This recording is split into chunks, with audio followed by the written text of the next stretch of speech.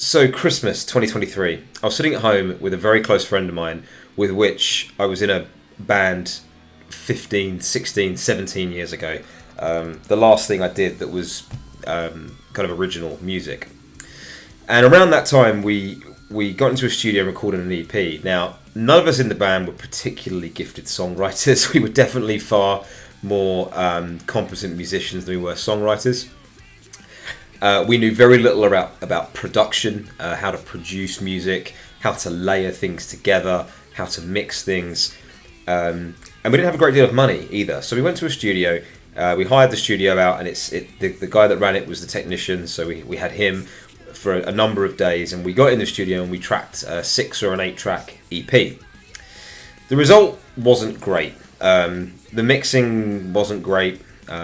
We probably weren't experienced enough musicians to really do the session justice. There was kind of nothing in the way of production. There wasn't really layering of multi-tracks and textures and that kind of thing. It was very, very simple. However, we released it. We done a bunch of shows off the back of it, and because of that, it holds a great deal of nostalgia for us.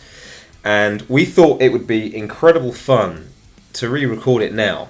Fortunately, I am still in touch with all of the guys that were in that band all those years ago. Sadly, the drummer, still a very good friend of mine called Matt Jones, doesn't really play drums anymore, which kind of discounted him from being a part of this project, unfortunately. The singer, a guy called Lee Goodwin, and the close friend I mentioned at the start, Ant Graves, who was our bass player, were very much up for, getting the band back together, or at least for a track. We were very keen to see how the songs that we wrote 17 years ago, something like that, would translate if they were to be recorded now. Maybe with a more modern twist, certainly with more modern techniques, and a hell of a lot more experience. So this left drums. I have a very good friend named John Babak, and he is a brilliant drummer. He does a lot of function type work, and therefore he uses like an electric kit, very high quality one. It's a Roland hard shell thing. Can you tell I'm not a drummer? And what we were able to do was get him to kind of play the tracks as he would in his style, and the kit was able to give us stems for each drum. They were reasonably dry, which is exactly what I wanted. It means I could kind of mix this just how I wanted it to be mixed. The result was what I'm going to take you through today. So I saw a video on YouTube a few days ago from Rabia Masad, who is in the process of recording a solo album, and he's done this kind of walkthrough of one of the tracks that he's produced. I thought it was a really good idea. People might find it interesting. Now, let me preface this by saying I am by no measure a recording engineer, a mixing engineer, a mastering engineer, none of those things. I'm just a hobby guitar player. What I have done is, through trial and error, mostly error, lots of very useful videos on YouTube and resources on the internet, I've managed to amass somewhat of an understanding of how to produce, but importantly mix a track. Fortunately for all of you budding audio engineers out there with exceptional ears, there is a comments box just down below where you can absolutely leave your scathing appraisals. I'll put the full track at the end of this video, and I will probably also include some clips from the original recording. It's really good to hear the two, one after the other. So I'll get some clips from the original, and I'll put the full track in as well, so you can hear it end to end in its entirety. So without further ado, grab yourself a caffeinated beverage of your choice, and let's take a deep dive into Breaking Down the Walls, which was a track that, as I mentioned, we wrote 16, 17 years ago with my old band, Dirty White Trash. Yes, we were called that. Okay, so we find ourselves in Reaper. What I like to do in any session is essentially lay the whole track out on a grid. This means I can easily hop between the sections. So the whole track starts off with this kind of synthy, vampy intro mashup that sounds something like this. This, in my opinion, is how every album should start.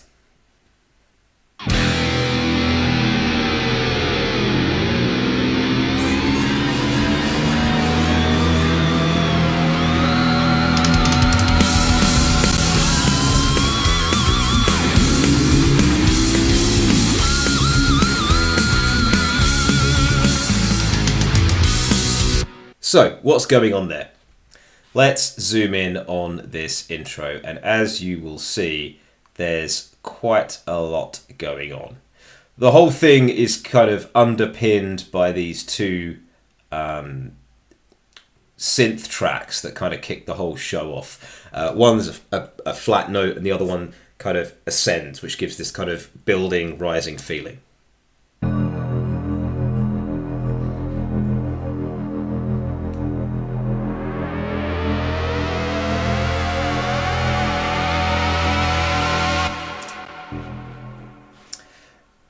Alongside that, there are many, many, many layers of guitar. So there's one that's just kind of an open E note with some whammy bar going on.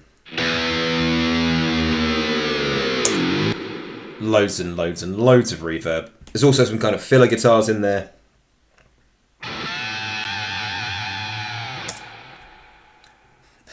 And some more.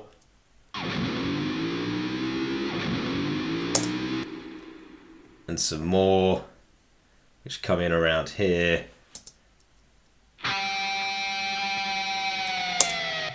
You get the picture. Alongside that, then there are kind of vamps from vocal excerpts from the song. So, for example, some harmonies from the chorus. And then there's some kind of gang vocals that we've looped. And the whole thing together just gives you this massive, obnoxious 80s intro.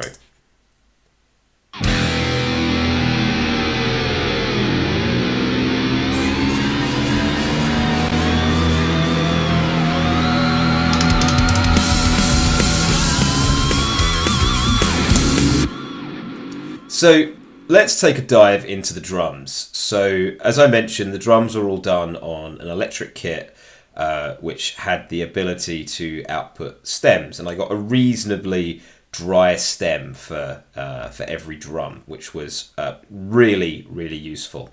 My experience of trying to record electric kits is you get a great sound, live through a PA or through a set of headphones, but because you get a stereo mix most of the time, they're very hard to control and not easy to kind of mix at home. So this gives us the ability to kind of go in and really kind of get the drum sound that we wanted. So I'll start by turning everything off. There's basically a lot of EQ, a little bit of compression, and various smatterings of reverb. This is the dry drum sound that we started with.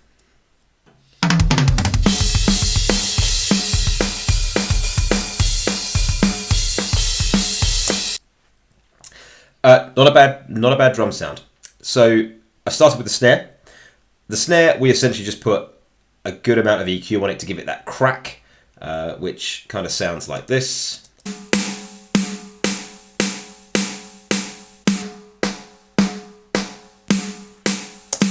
Accompanied by my favourite effect in the whole world for a snare, which is gated reverb.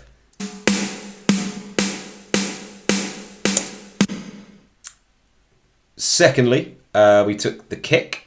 So this was kind of the dry kick sound. Again, not bad, but certainly not what I wanted. So with some EQ, a couple of layers of EQ actually, we got this. Which really thumps. A similar thing, we did some stuff with the hats, with the toms, with reverb on the toms, some overheads, that kind of thing. And what we ended up with was this as the lead sound for our drums.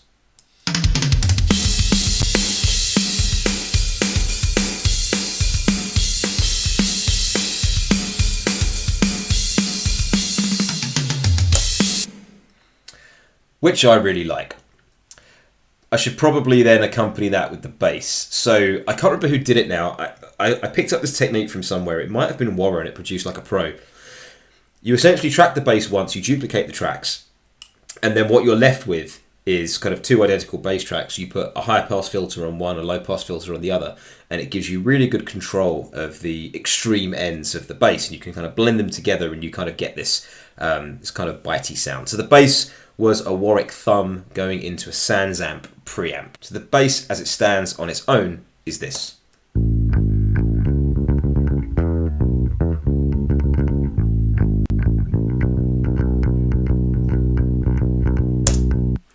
And what you'll hear, so here's the low track, and then the high track. Each of them on their own, not particularly usable, but together. And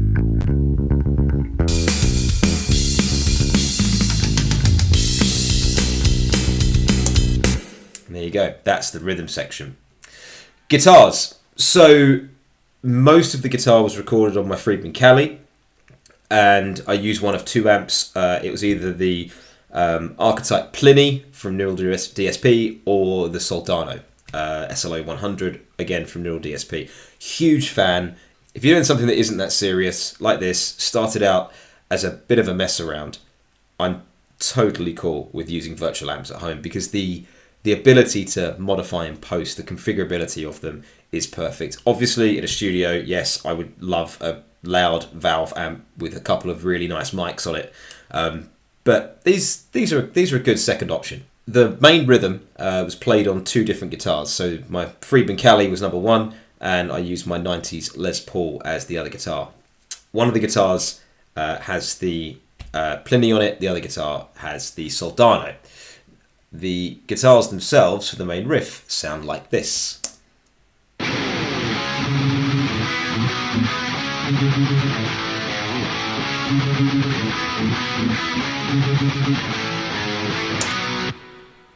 Pretty chunky.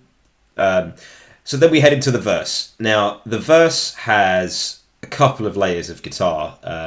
We've got a hard left and hard right, much like the riff. I think they were both the same guitar in this. Nope, sorry, they were two different guitars. Same two, so the Les Paul and the Friedman. Pan hard left and hard right. They are, what amps are on these channels? Again, same deal. One's the Pliny, one's the SLO 100. And they're playing some kind of big chords throughout the verse.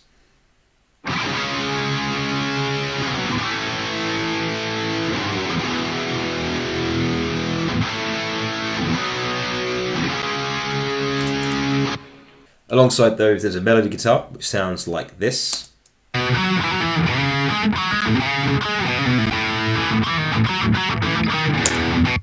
And then you put it all together, and the rhythm for the verse sounds like this.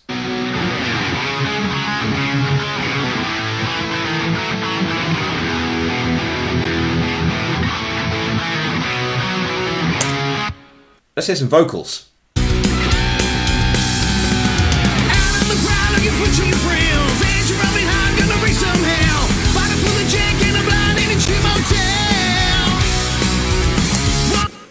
What you can probably hear on those vocals, there's a lot of tracks in this project, man. There's like 120 something tracks in this project. What you can hear in these vocals is I'm bouncing delays in and out. I do the same thing with guitar solos. So if you have a piece of like a vocal line, and that vocal line tails off or it leaves some space, I like to ramp the delay up at that point just to fill it with something. Similarly, as you'll hear on the vocals, there's a constant delay, which I certainly in kind of busy rock songs, I prefer that over reverb, because it's still there. It doesn't get absorbed into the mix quite as much as reverb does, but it also doesn't stand out too much, but kind of adds that padding around vocals that you want. So there's a short delay, 200 milliseconds or something, that's permanently on the vocals, and then there's a much longer delay that then kind of comes in at the points that I want it to. And I think that's probably an H delay. Yeah, it is. So that's a 544 millisecond delay. And that's the Waves H delay. So the vocals on their own sound like this. He's going to kill me for doing this. Out on the prowl looking for cheap thrills. Ain't you rubbing hard, gonna reach somehow. Bottle full of Jack and a blind in a cheap motel. So as you can hear, the delay was rolled in at that point, fills the gaps. That brings us on to pre-chorus. So let's run the verse into the pre-chorus, and then I'll talk you through the chorus, which is a little bit of guitar and some BBs. Out on the prowl looking for cheap thrills. Ain't you rubbing hard, gonna reach somehow. Bottle full of Jack and a blind in a cheap motel. Won't know why here so sweet naive. Well, I've got a drink.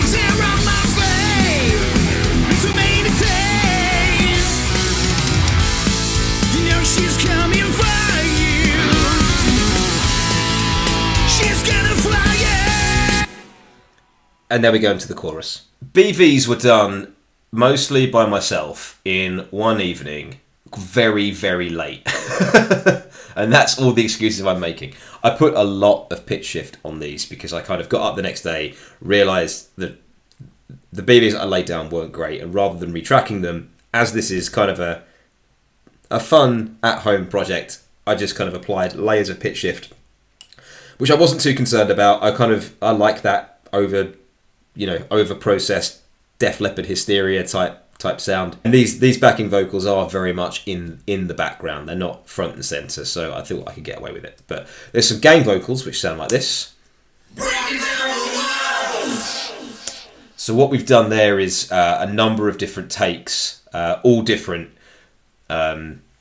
which are kind of, some of them are duplicated and some of them are shifted in time very slightly to give that kind of width. There's a lot of panning going on, some hard left, some hard right, some through the middle, and that gives you that kind of gang vocal type effect. I think there were 6 takes in total.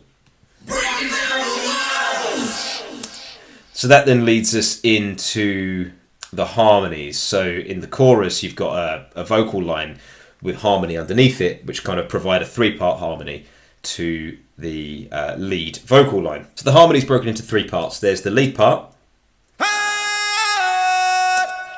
or should I say the top part of the harmony. There's the middle part of the harmony. And then there's the lower part of the harmony. So if I put the whole thing together, what we end up with is... And again, there's a couple of, I think there's some duplication in there, some panning. There's an octave track where one of the parts is bounced down an octave. Then there's some kind of micro pitch detune and that kind of thing, just to give as much width as possible. So in conjunction with the lead vocal, And gonna tear it up, baby. Raise your hands if you're feeling hot. You know she's coming fly. So what does that sound like with everything else in it? Here's a chorus. Gonna fly, yeah. Gonna tear it up, baby. Raise your hands if you're feeling hot. Gonna tear it up, baby. Raise your hands if you're feeling hot. You know she's coming fly, yeah. She's gonna fly, yeah. Breaking down the walls.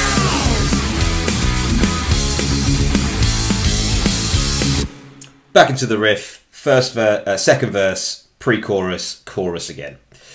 And this is where we change the structure. So one of the things that we did often back in the day, due to our, inexperienced songwriting, was a lot of the songs that we wrote were very one-dimensional. It was just go. There wasn't a lot of variance to the songs. So we decided to throw in a breakdown. There are a couple of bands that do this really well. I've heard Extreme do a couple of really good ones. There's a band called Santa Cruz. They've got songs like Wasted and Wounded and We Are the Ones to Fall that do this exceptionally well. And we kind of wanted to throw in like a modern style breakdown right before the solo. So the second chorus actually ends quite abruptly and the whole thing kind of zooms out. And you get this very kind of spacey, heavy breakdown. We threw quite a lot more on the drums and we did lots of vocal vamps. I'll play the whole breakdown and then I'll kind of go into what we did to make that happen.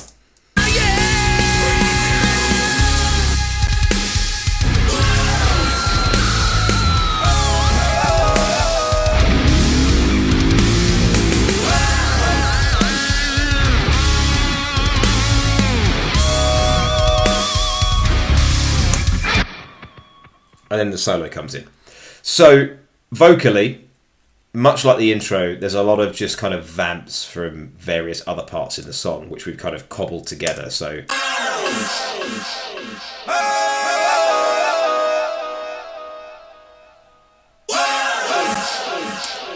it's a lot of that kind of stuff. The drums, I love the drums here. We basically ramped up the reverb on the snare, but added it for the kick as well. And typically if you've mixed a track or two, you realise you don't tend to put reverb on a kick, but here it sort of really needed it, and it definitely came up trumps for us.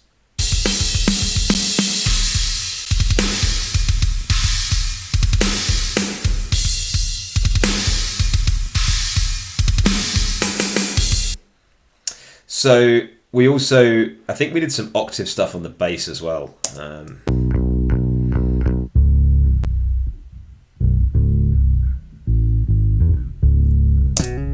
Yeah, so we tuned the bass down so we can get that kind of real deep low C sharp.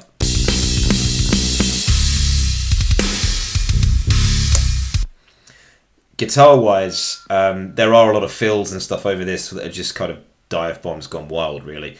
But I was doing that kind of old trick where you add the lower fifth into the power chords. So, I'm playing a C sharp with the C sharp being on the A string, but I'm also playing a G sharp on the low E, which gives you that lower octave.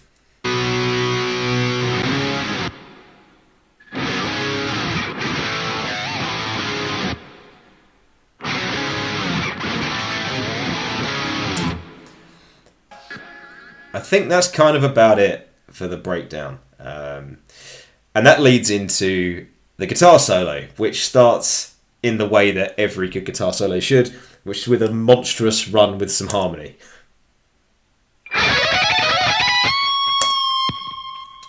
Monstrous is probably an ambitious word for that, but I like it. So let's drop into that solo. We'll play it through and then we'll break it down. As you can see, I'm doing exactly the same thing here with the delay, so I'm rolling the delay in at points when I'm holding a note, or the aggressiveness of the playing backs off to kind of fill the space a little bit. I'm doing this trick with the guitar where I've got delays that are panned hard left and hard right. So I've got a dotted eighth note on one side and a quarter note on the other. I do that quite a lot, to be honest. And again, that's the Waves H delay. It's a fantastic delay. Big, big fan. So let's hear the solo and go from there.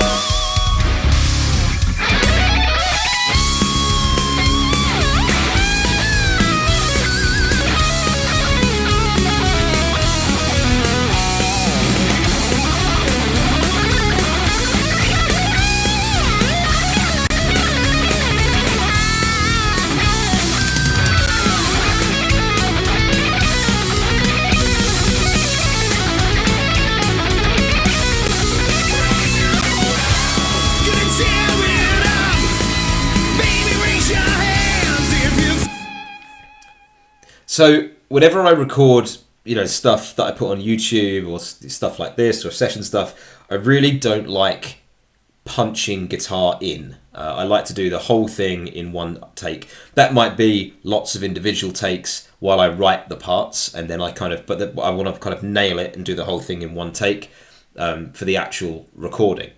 And near enough everything that's out on my YouTube page, as far as I can remember, is done like that.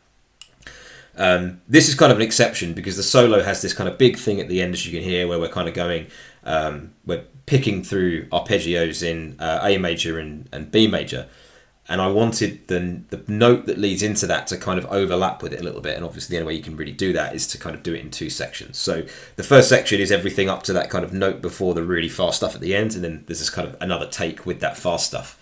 There's a couple of bits of harmony in here, again, right at the beginning, which sounds like this. And then there's also one right at the end, which kind of goes unnoticed a lot of the time.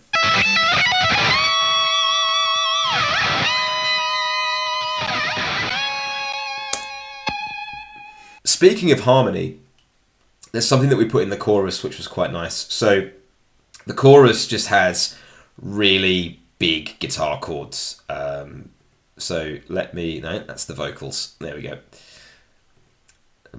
Most of the chorus is essentially just that kind of power chord thing with the extra low fifth.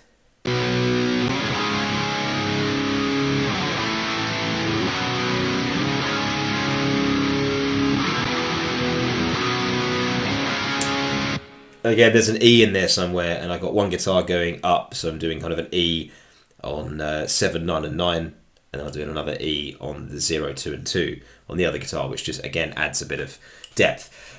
However, alongside that, there's this kind of harmonised part, which you may or may not have picked up on in the chorus. So I've got the left side, which is the lower harmony.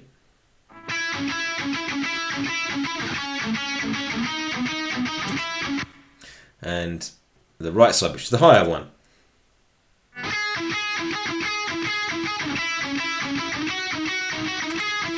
But together, we get this.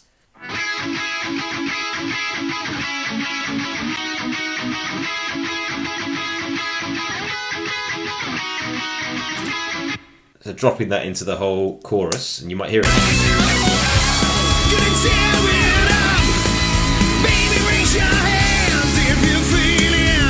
So this is something that, you know, we very much learned as we matured like fine wines, around layering and adding small details that kind of build the overall size of the track and size of the mix. So we come out of the solo, we go into a final chorus, which is exactly as the choruses you've heard so far, and then we kind of end that chorus and go into a repetition of the riff. Halfway through, the drums will change. The right hand goes from the hats to the crashes, double kick comes in, and there's this kind of big arpeggiated section at the end, which sounds something like this.